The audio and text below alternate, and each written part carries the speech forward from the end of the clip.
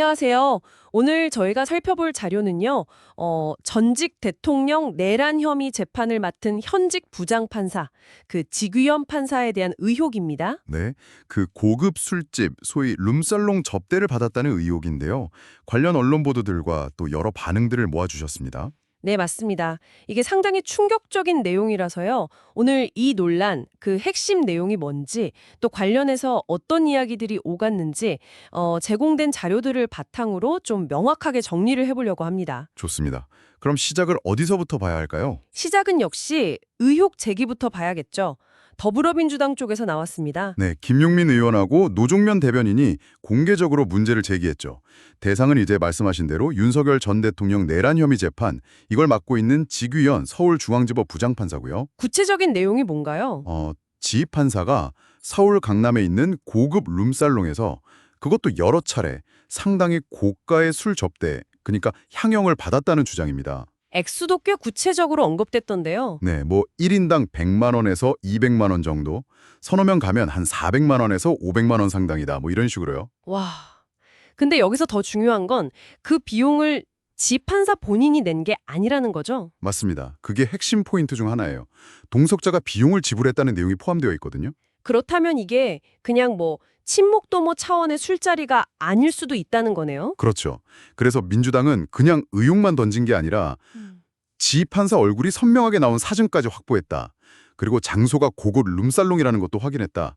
이렇게 주장하고 있어요. 상당히 강하게 나가네요. 네, 그러면서 사법부가 감찰 같은 조치를 안 하면 사진을 공개하겠다. 이렇게 거의 뭐 경고성 발언까지 했습니다. 만약 이게 다 사실이라면 법적으로도 문제가 심각해지겠는데요. 당연하죠. 일단 대법원 공직자윤리위원회 규칙 위반이 될 수 있고요. 더 나아가면 청탁금지법 위반, 심지어는 뇌물죄 성립 여부까지도 따져봐야 할 사안입니다. 상황이 이러니까 민주당 요구도 아주 단호하더라고요. 네, 일단 지 판사를 당장 재판에서 빼라는 거죠. 그렇죠. 부도덕하고 불법 의혹이 짙은 판사에게 이런 중대한 재판을 맡길 수 없다. 이런 입장이잖아요. 맞습니다.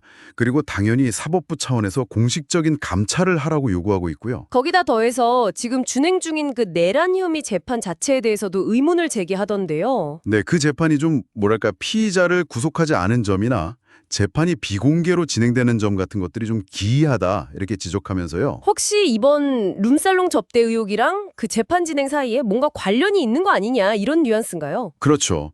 판사의 어떤 개인적인 비위 의혹 때문에 재판 자체가 좀 이상하게 흘러가는 거 아니냐 이런 의심을 하고 있는 거죠. 상당히 센 의혹 제기인데 여기에 대한 법원이나 여당 반응은 좀 달랐던 것 같아요. 보내주신 자료에도 그 내용이 있었죠. 네, 온도차가 좀 있었습니다. 우선 법원행정처, 그러니까 사법부 공식 라인이죠. 천대엽 처장이 국회 법사위에 나와서 답변을 했는데요. 뭐라고 하던가요? 일단은 금시초문이다. 처음 듣는 이야기라는 거죠.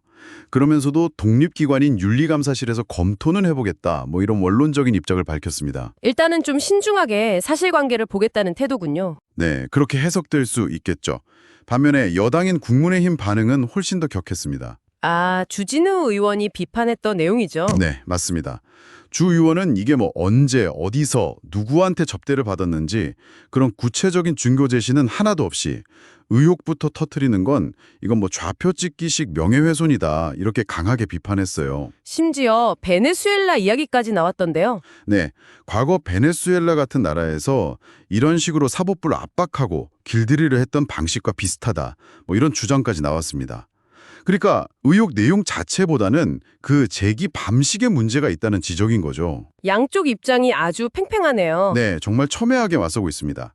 근데 이 사안 자체가 워낙 중요하잖아요. 그렇죠. 전직 대통령 내란 혐의 재판이니까요. 네, 그런 재판을 맡은 재판정의 비위 의혹은요.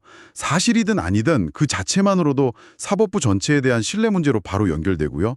당연히 재판 결과에 권유에도 영향을 줄 수밖에 없어요. 특히 이게 야당에 의해서 그것도 사법부 대선 개입 의혹 관련 청문회 과정에서 나왔다는 점도 좀 주목해 볼 만한 것 같아요. 자료에도 그 부분이 언급되어 있고요. 맞습니다.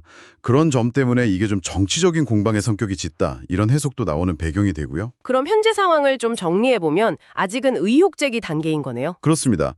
현재로서는 민주당 측의 주장과 그들이 확보했다는 제보 내용을 바탕으로 의혹이 제기된 단계라고 봐야 합니다. 그럼 앞으로 뭘 지켜봐야 할까요? 이제 관건은 사법부의 자체 조사가 실제로 어떻게 진행될 것인가, 그리고 민주당이 계속 언급하는 그 사진라는 증거, 그게 정말 공개될 것인가, 이 부분이겠죠.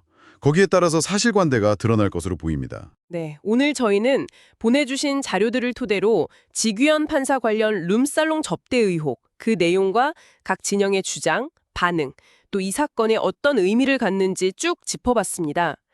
참, 사실 여부를 떠나서 이런 의혹이 제기됐다는 것만으로도 사법부에 대한 신뢰는 흔들릴 수밖에 없다는 생각이 드는데요. 당신께서는 이런 상황에서 사법부가 어떤 자세를 취하는 것이 가장 중요하다고 보시나요? 글쎄요, 앞으로 주목할 점은 역시 민주당이 주장하는 그 사진이라는 증거의 실체, 그리고 공개 여부겠죠.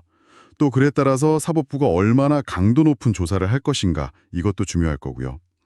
이런 중대한 재판 과정에서 불거진 의혹과 또 반박 속에서 우리가 실체 속 진실에 다가가려면 어떤 정보에 집중해야 할지, 또 어떤 시각으로 이 상황을 봐야 할지 고민이 필요합니다. 어쨌든 이 의혹의 향방은요, 한국 사회의 사법 신뢰는 물론이고 정치 지형에도 적지 않은 영향을 미칠, 뭐랄까 상당히 중요한 변수가 될 것 같습니다.